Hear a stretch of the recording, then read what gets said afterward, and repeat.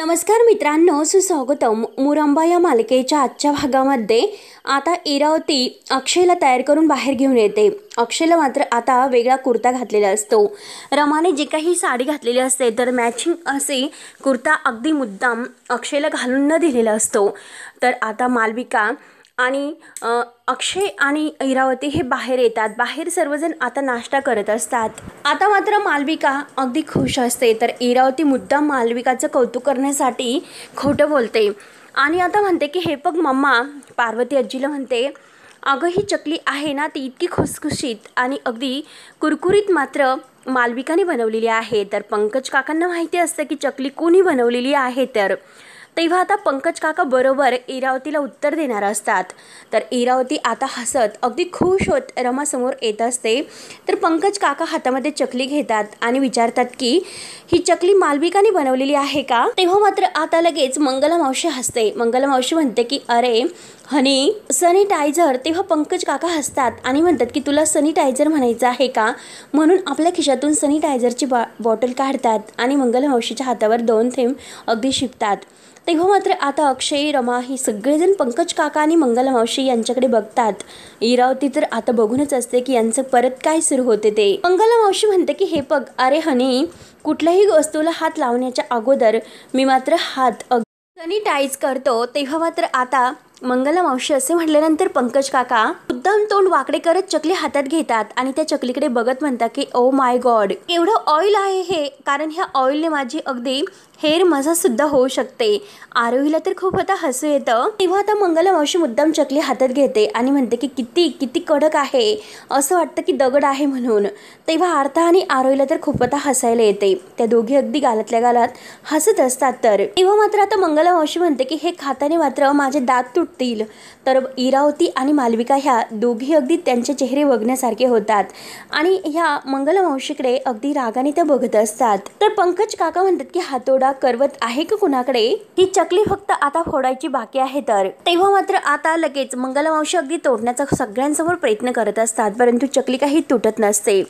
तर आता इरावती लगेच म्हणते की चला तर आता ह्या वर्षीची दिवाळी आहे, सर्वांसाठी आनंदाची अगदी आणि सुखाची समृद्धीची जावो, त्यामुळे चला तर आता फराळ करून घेऊयात. अक्षय म्हणतो की हो ठीक आहे, चला त्या फराळ करून घेऊयात. तर लगेच आता रमा ही सगळ्यांच्या समोर म्हणते की मला असं वाटतं की ह्या वर्षीची जी दिवाळी आहे तर ती आपण आनंदात साजरी करूयात. कारण गेली 7 वर्ष तुम्ही दिवाळी साजरी केलेली नाही हे मला माहिती आहे, परंतु मला असं वाटतं. तर लगेच आता अक्षय लगेच म्हणतो की ओ आर के मॅडम, हे बघा तुम्हाला जे करायचे असेल ते तुम्ही करू शकतात. तुम्हाला जर पूजेला बसायचं असेल तर तुम्ही पूजेला सुद्धा बसू शकतात. आणि मंगला मावशी आणि पंकज काका यांना सुद्धा म्हणतात की हो तुमच्या लेकीला अगदी जे काही हवं आहे ते तुम्ही करू शकतात. कारण हे घर तुमच्या लेकीचंच आहे. तुम्हाला सुद्धा जसे वागता येईल तसे तुम्ही वागू शकतात, कारण हे घर आमचं नाही. आता अक्षय असे म्हणत असताना मात्र मंगला मावशी आणि पंकज काका यांना आता अक्षयचा सुद्धा राग येत असतो. कारण कायम रमाबरोबर तो वागताना असे वागत असतो. तेव्हा आता रमा सांगण्याचा प्रयत्न करते की नाही मी ते मुलांसाठी म्हणते, परंतु अक्षय ऐकायला तयारच नसतो. अक्षय लगेच म्हणतो की चला तर मुलांनो, तुमचं जर काही खायचं वगैरे झालं असेल तर चला आपण फटाके वगैरे उडवूयात. आता फटाके म्हटल्यानंतर आरोही आणि बाकी मुलांना सगळ्यांना आनंद होतो. तेव्हा मात्र आता लगेच सगळेजण बाहेर जातात. तर इरावती मुद्दाम म्हणते की फराळ बाहेर पाठवून देते. आता ते सर्व बाहेर गेल्यानंतर मंगला मावशींना खूप राग येतो. मंगला मावशी इरावतीवर ओरडतात की अगं तूच आहे तर त्या जावई बापूंना काहीतरी शिकवले असेल आणि त्यांचे कान भरले असेल. तर तेव्हा इरावती म्हणते की एक्स जावई बापू आणि हेक्स जावई बापू आहे तर ते 18 वर्षाच्या वरती आहे, त्यामुळे त्यांना चांगलं काय आणि वाईट काय हे सगळं काही समज आणि त्याला काही सांगण्याची गरज नाही. परंतु ह्या रमाला मात्र अगदी सर्व काही सांगण्याची गरज आहे. तर आणि हे बघा, जर आता घरातील काही नियम मोडून जर ती लक्ष्मीपूजन साजरी करायला निघाली असेल तर योग्य काय आणि अयोग्य काय हे तुमच्या रमा मॅडमला शिकवायलाच पाहिजे, हो की नाही. असे बोलून इरावती खूप आता हसत असते. तर मंगला मावशींना खूप राग येतो. मंगला मावशी रागाने मात्र आता हे इरावतीकडे दात खात असतात. मंगला मावशी आता रमाला म्हणते की हे बघ हिच्या डोक्यामध्ये काहीतरी शिजत आहे, त्यामुळे तू सावध राहू शकते. रमा म्हणते की हे बघ मावशी तू शांत हो, आता मात्र मला आपल्या ह्या घरामध्ये कुठल्याही अगदी भांडणा तंडाच्या गोष्टी नकोय. आणि हे बघ आपण हे सर्व कशासाठी करतो, आनंदासाठीच ना, त्यामुळे आजच्या दिवशी मात्र या घरामध्ये मला भांडण नकोय. तेव्हा मंगला मावशी बिचारी शांत बसते सीमा आणि पार्वती आजीसुद्धा शांत बसलेले असतात आणि त्या इरावतीकडे रागाने बघत असतात। तेव्हा इरावती खूप हसते आणि रमाला हॅपी दिवाळी म्हणते आणि आता दोघेही मालविका आणि इरावती आता फराळ घेऊन आतमध्ये खायला येतात। मालविकाला खूप आता हसू येत असतं, ती खुश असते, खुश होत म्हणते बरं झालं तुम्ही त्या रमाला इग्नोर केलं आणि त्या अक्षयला तुम्ही तयार केले, म्हणजे त्या रमाच्या विरोधात भडकवले। आणि हे बघा मॅम, अहो तुमच्यासारखं माझं डोकंच का चालत नसेल बरं, आणि माझा पूर्ण प्रयत्न असतो की मी तेथे पोहोचू आणि मी तेथे नाही पोहोचू शकत। तेव्हा आता इरावती म्हणते की ठीक आहे, अगं शांत हो, तुला तेथे पोहोचण्याची सुद्धा गरज नाही, म्हणून हे बघ मी इरावती आहे आणि तू मालविका आहे हे समजून घे। परंतु हे बघ आज संध्याकाळी मात्र या नाटकाचा दुसरा अंक तुला बघायला मिळणार आहे। तेव्हा मालविका विचारते की नक्की काय आहे तो प्लॅन, मला सांगा। तर इरावती म्हणते की नाही, मी तुला नाही सांगणार बाबा, हे बघ या घरातील भिंतींना सुद्धा कानं असतात, त्यामुळे इतकी मोठी रिस्क मी नाही घेऊ शकत। आणि तुला तर माहिती आहे की या घरातील कान कोण आहे, तर ते मावशी आणि काका आणि बाकी सगळीच माणसं। तेव्हा आता मालविका लगेच म्हणते त्या मावशी आणि काकाचा तर काटा काढलाच पाहिजे, इतका मला राग आला होता, त्यांनी त्या चकल्यांना किती नावं ठेवलेत, इतक्या छान मी अगदी मनापासून त्या चकल्या बनवल्या होत्यात, मग तुम्हीच सांगा बरं चांगल्या झाल्या होत्या ना। तेव्हा इरावती म्हणते की हो मस्त झाल्यात, अगदी चकल्या सुद्धा आणि चिवडा सुद्धा, पण आज संध्याकाळी खूप मजा येणार आहे। तर आज मात्र एका दगडामध्ये किती पक्षी मी मारते ते तू बघतच राहा। अक्षय, रमा, मावशी आणि काका हे सगळेजण। तेव्हा मालविकाला असं वाटतं की कधी इरावती आत्या मला हे सर्व सांगतील। तेव्हा ती म्हणते की अहो सांगा ना आत्या, मी इतकी उत्सुक झालेली आहे ऐकण्यासाठी, प्लीज सांगा। तर इरावती म्हणते की अगं प्लीज शांत हो जरा, कारण आता मात्र दुसऱ्या अंकाची तिसरी घंटा वाजणार आहे। तर तेव्हा मात्र आता ही मालविका आहे तर ती हातावर आकडे मोजायला घेते। तर इरावती तिला म्हणते की हे बघ तू फक्त आता इतकीच अंक मोज की आली माझ्या घरी दिवाळी आणि हे गाणं अगदी म्हण। तेव्हा मात्र मालविका खुश होत आता ते गाणं गुणगुणायला सुरुवात करते आणि मस्त चिवडा खात असते। त्यानंतर आता इकडे रमा ही छान तयार होते, कारण लक्ष्मीपूजन करायचं असतं। आता अगदी छान फटाके वगैरे उडून सगळेजण पुन्हा लक्ष्मीपूजनासाठी तयार होतात। तेव्हा आता रमा ही स्वतः विचार करते, पण त्यांची आता ते सगळीकडे ठेवत असते आणि म्हणते की हे बघ देवा, जे काही मी करते तर याचं यांना वाईट तर नाही ना वाटणार, आणि जे काही करत आहे तर ते आईंच्या अगदी भल्यासाठीच करते, कारण या दिवशी मात्र जे काही घडलेलं आहे तर ते अगदी धक्कादायक आहे आणि हे सर्व मला माहिती असताना मात्र तरी सुद्धा मी हे सर्व करते। तर परंतु हे जे काही मी करते तर घरातील आनंदासाठी, अगदी घरातील मांगल्यासाठी हे सर्व करते, त्यामुळे काही झाले तरी मला यांची अगदी समजूत तर काढावीच लागेल। तेवढ्यात आता अक्षय हा अगदी फोनवर बोलत येतच असतो। आता फोन ठेवल्यानंतर रमा ही धावतच आता अक्षयला अहो असे म्हणून आवाज येते तर अक्षय थांबतो। रमा धावतच त्याजवळ गेलेली असते। अक्षय मात्र आता ह्या रमाशी बोलत नसतो। आता रमा विचारते की हे बघा तुम्ही माझ्याशी का बोलत नाही, अहो जे काही तुम्हाला बोलायचं असेल, भांडायचं असेल, रागवायचं असेल तर ते तुम्ही अगदी सगळं काही करू शकतात, परंतु प्लीज असे शांत राहू नका, माझ्याशी काहीतरी बोला तुम्ही। त्यावर आता अक्षय म्हणतो की हे बघ मी रागावलेलो नाहीत, मी फक्त अपसेट आहे। त्यावर आता रमा म्हणते की हो मला माहिती आहे की तुम्ही का अपसेट आहात म्हणून, लक्ष्मीपूजनाच्या दिवशी काय झालं होतं हे मला माहिती आहे आणि जे काही झालं त्यामुळे आईंना त्रास सुद्धा झाला हे सुद्धा मला माहिती आहे। तर तेव्हा आता लगेच अक्षय म्हणतो की अगं तुला ही सर्व माहिती आहे तरी सुद्धा तू अशी अपेक्षा का ठेवते की मी नॉर्मल वागेल म्हणून। त्यावर आता लगेच रमा म्हणते की हे बघा जे काही करत आहे मी तर ते चांगल्यासाठी करते, लक्ष्मीपूजन करायला हवं आणि हे बघा बाकीच्या सर्व गोष्टी जाऊन द्या, परंतु या पूजेमुळे मात्र घरामध्ये शांतता राहते, पॉझिटिव्ह अगदी जी काही एनर्जी आहे तर ती एनर्जी येते, त्यामुळे प्लीज तुम्ही असं करू नका। आणि हे बघा तुम्ही मला प्रॉमिस केलेलं आहे की आज मात्र आजच्या दिवशी आपण नाही भांडणार, म्हणून जे काही असेल तर ते बोलून रिकामे व्हा तुम्ही, आणि हे जे काही मी करत आहे ते सगळं काही आपल्यासाठी करते, आपल्या घरासाठी मी हे सर्व करते, तर या घरातील लोकांसाठी करते मी, म्हणजे या घरातील मुलांसाठी करते आणि आपल्यासाठी सुद्धा मी हे सर्व करत आहे आणि मुलांना चांगले संस्कार मिळावे यासाठी सुद्धा माझे हे प्रयत्न सुरू आहेत। तर त्यामुळे तुम्ही माझ्यावर विश्वास ठेवा। जुन्या आठवणीमध्ये रमलेल्या माणसांना जर जुन्या गोष्टीची आठवण करून दिली तर मात्र त्यांना वाईट वाटणार आणि कदाचित हे जे काही वातावरण आहे तर त्या वातावरणात मात्र त्या नक्की बाहेर येतील आणि सगळं काही छान होईल। तुम्ही आईंचं टेन्शन घेऊ नका, आपल्या आई नक्की बऱ्या होतील आणि हे सर्व छान करण्यासाठी मला तुमची मदत हवी आहे, तुमची साथ हवी आहे, तर आणि त्यात म्हणजे तुमचा एक महत्त्वाचा सपोर्ट हवा आहे। तर तेव्हा अक्षय म्हणतो की हो हे बघ सगळं छान, अगं हेच तर सगळं छान होतंय, आयुष्यामध्ये आनंद येतोय आणि त्यातच मला असं वाटतं की नक्की काहीतरी दुःख येणार आहे म्हणून. त्यावर आता रमा म्हणते की हे बघा, एकदा झाले म्हणून प्रत्येक वेळेस तेच होईल असं नाही. अगदी सगळं काही छान सुद्धा होऊ शकते, सगळं काही चांगलं होईल. त्यामुळे तुम्ही एकदा माझ्यावर विश्वास ठेवा.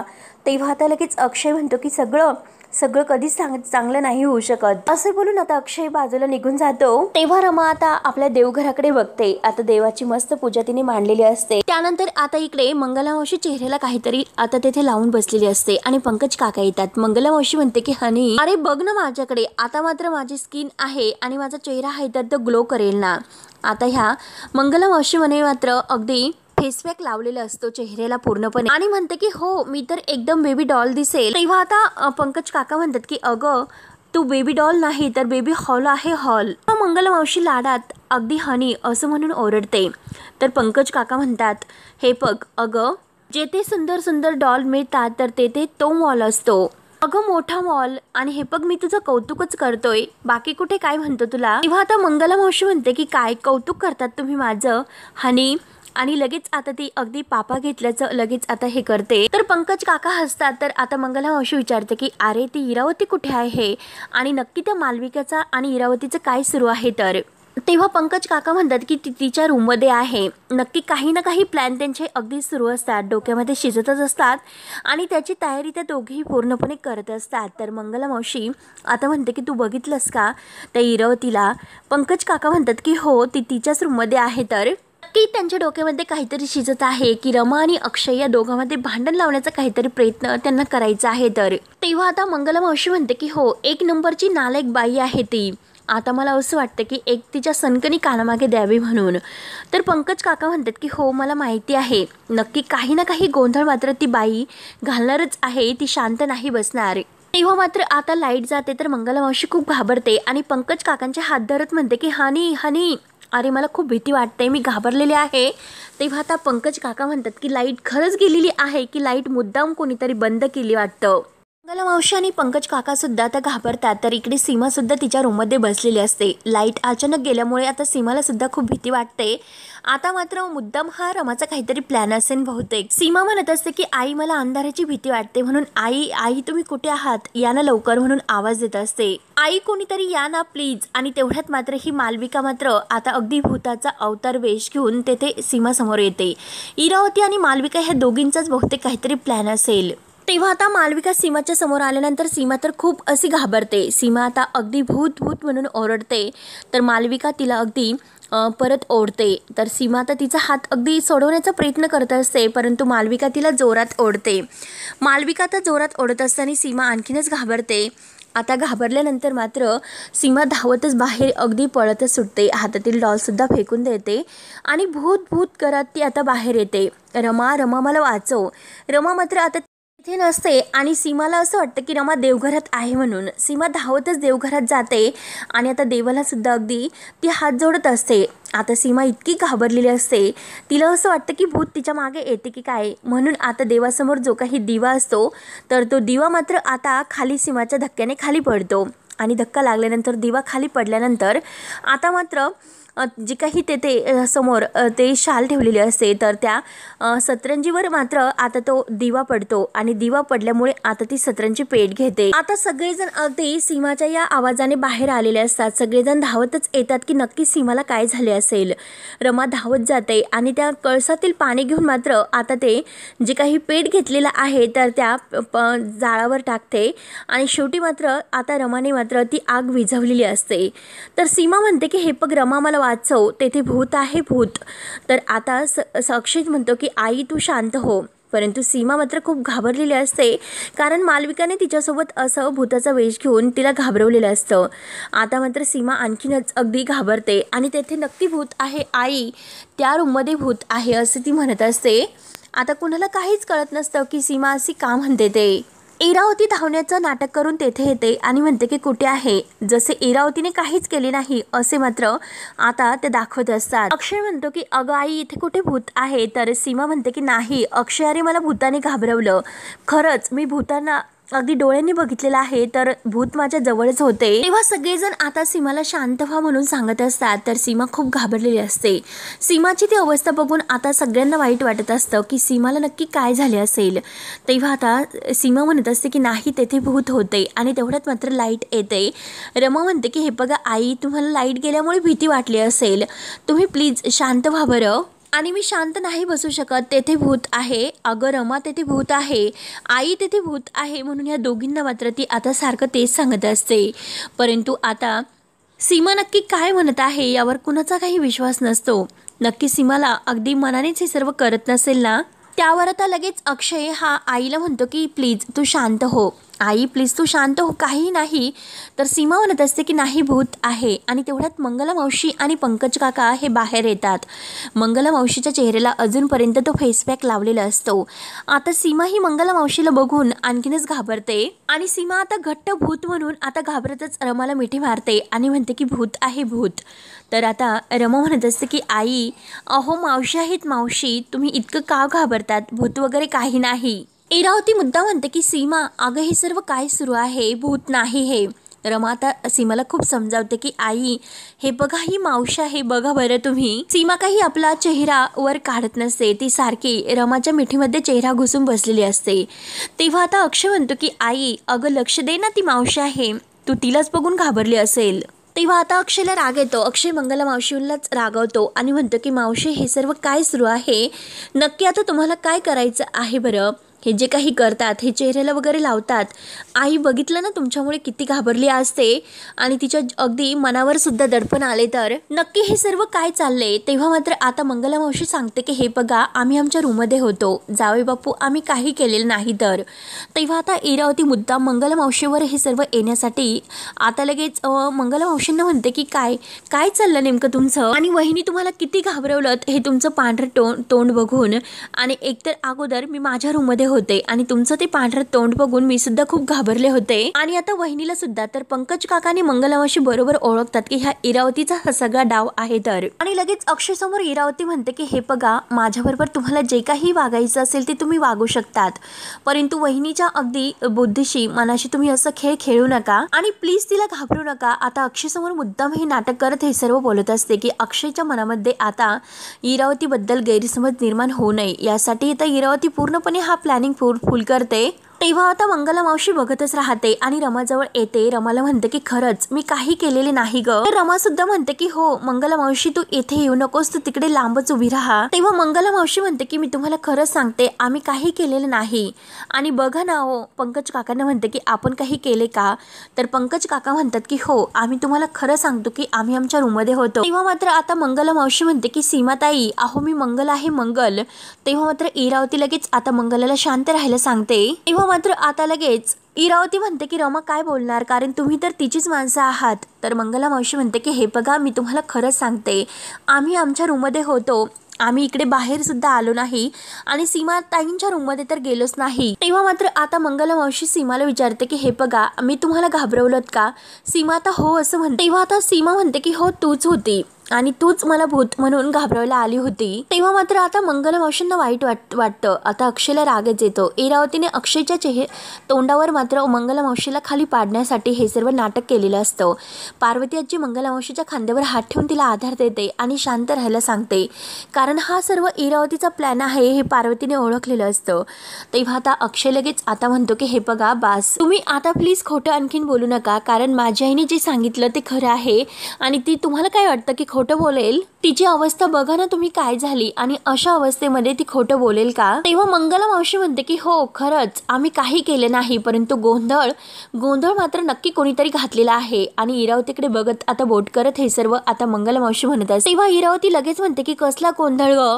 अगं कसलाही गोंधळ वगैरे काही नाही, जे काही तुम्ही थोबाडाला पांढरा मास्क लावलेला आहे आणि अगदी वहिनी गडबडलेली आहे, घाबरलेली आहे, ते तुमच्यामुळे, बाकी काही नाही. आणि तुम्हाला माहिती आहे का आत्ता वहिनीकडून काय झालं होतं, की आग लागली होती, वहिनीच्या जीवावर बेतलं असतं. आणि हे बघ ना माझं बाळ बिचारा एकतर किती घाबरले. आता इरावती मुद्दाम सीमाच्या अगदी गाल धरते, तर सीमा लगेच रागाने इरावतीला मागे करते. आणि हे बघ आता इरावती मुद्दाम म्हणते की मंगला, अगं आज तर तू वहिनीला त्रास दिला आणि उद्या जर येणे आपल्या आरोहीला जर काही केले आपल्या बाळाला तर मग आपण काय करणार आहोत बरं. त्यावर तर पंकज काका म्हणतात की हे बघा अक्षयराव, अहो सीमाताईंबद्दल आमच्या मनामध्ये किती आदर आहे आणि त्यांच्याशी आम्ही असं वागू शकतो का, आमच्यावर तुमचा विश्वास नाही का. किंवा इरावती लगेच म्हणते की अच्छा म्हणजे माझ्याविषयी तुमच्या मनात आदर नाही म्हणून तुम्ही मला त्रास देण्याचा प्रयत्न करतात. तर इरावती आत्या लगेच आता अक्षयला म्हणते की बघ ना, अरे काय ऐकवलं आपल्याला. तर अक्षय म्हणतो की हे बघ आत्या तू शांत हो. आणि अक्षय लगेच आता रमाला म्हणतो की रमा तर तू मगाशीच म्हणाली होती काही गोंधळ वगैरे होणार नाही, सर्व काही शांत होईल. तेव्हा मात्र मालविका तेथे येते. मालविका म्हणते की बास करा तुमची ही नाटकं, घरामध्ये लहान मुलं आहेत याचा विचार करा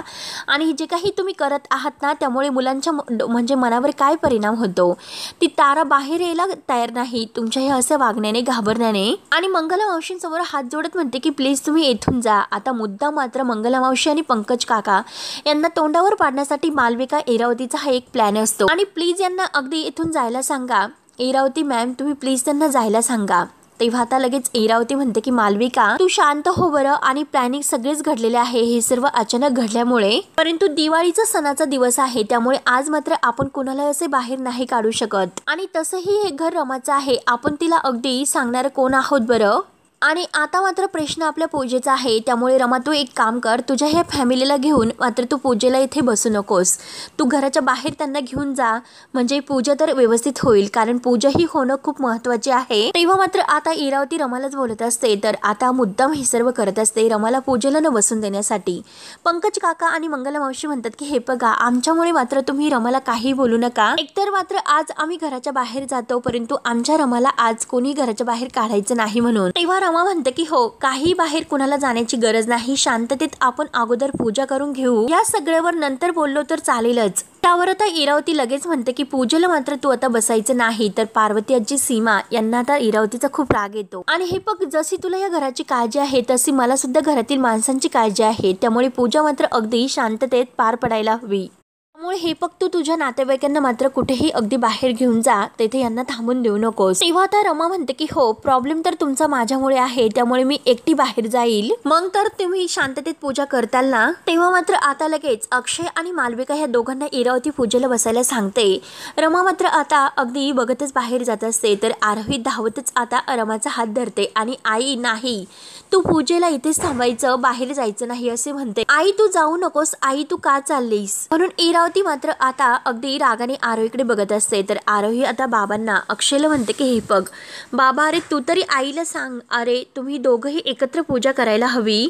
तेव्हा मात्र आता रमाचं लक्ष मालविकाच्या चेहऱ्याकडे जाते आणि मात्र मालविकाने जे काही घाबरवण्यासाठी चेहऱ्याला जो काही आता फेस पॅक वगैरे लावलेला असतो तेव्हा आता रमाच्या सर्व काही लक्षात येते.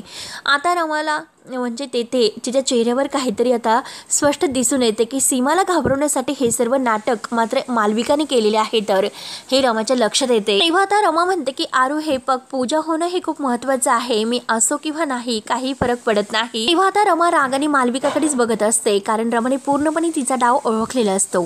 तेवढ्यात इरावती लगेच अक्षयला म्हणते अक्षय आणि मालविका तुम्ही दोघे एकत्र पूजेला बसा, ह्या लक्ष्मीपूजनाच्या पूजेला तुम्ही एकत्रच बसायचं. तेव्हा पार्वती आजीला खूप राग येतो. तर इरावती म्हणते की चला तर तुम्ही दोघेही पूजेची तयारी करा. आरोही काही रमाचा हात सोडत नसते. तर इरावती आता रमाच्या हातातून तिचा हात बाजूला करत असते. आरोही रडत असते. तर आता रमा ही बाहेर जाते. तर मंगला मावशी म्हणते की रमा रमा. तर पार्वती आजी सीमा यांना सुद्धा खूप वाईट वाटतं. आता सगळेजण तेथेच थांबतात परंतु अक्षय, इरावती आणि मालविका हे आत गेलेले असतात. तेव्हा मात्र आता रमा ही काही पूजेला अगदी बाहेर असते. तर मित्रांनो शेवटी हा येथे संपतो. तर मालविका छान तयार होते. अक्षय सोबत आता पूजेला उभी राहते परंतु पूजेला मात्र काय ठेवायचं आहे हे अगदी तिला काही माहिती नसतं. आता रमा मात्र आरोहीला सगळं काही सांगते की पूजेसाठी काय कमी आहे. तर पार्वती आजी म्हणते की हो आता मात्र माझी रमा बाहेर तिकडे उभी आहे परंतु पूजेसाठी नक्की काय लागतं हे तिला सगळं काही कळतं आणि ती मात्र बरोबर तेथून सांगते कारण आरोही पंचामृत जे काही आहे आणि बाकी जे काही फुलं वगैरे आहे तर ती ठेवलेली नसतात, सगळं काही येऊन आतमध्ये सांगत असते. किंवा मात्र आता लगेच मग पंकज काका म्हणतात की अहो शेवटी मुकादमांची खरी लक्ष्मी तर तीच आहे. आणि तेवढ्यात मात्र आता ही जी काही मालविका आहे तर तेथील जे चांदीचं नाणं आहे तर ते पूजा करता करता उचलते.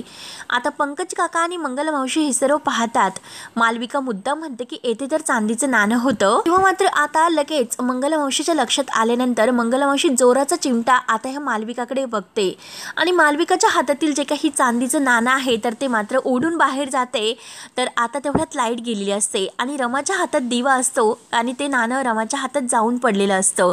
तेव्हा मात्र आता लगेच रमा अगदी दरवाज्यात उभी राहते आणि म्हणते की हे चांदीचं नाणं आणि हे इकडे माझ्याकडे आहे। तर आता पार्वती आजी खुश होऊन म्हणते की घरातील खरी लक्ष्मी तीच आहे आणि शेवटी लक्ष्मीसुद्धा तिच्याकडेच गेली आणि आता मात्र लक्ष्मीच्या पावलाने जी काही घरात येते ती लक्ष्मी असते। आणि हे बघ आपण मात्र आपल्या हाताने या घरच्या लक्ष्मीला बाहेर काढलं, त्यामुळे अक्षय तू सन्मानाने रमाला परत घरात घेऊन ये। तेव्हा मात्र आता अक्षय बघतच असतो आणि रमा मात्र अक्षयकडे बघत असते। तर मित्रांनो, शेवटी काय होईल हे बघण्यासाठी आपल्या चॅनलला नक्की सबस्क्राईब करत राहा। धन्यवाद।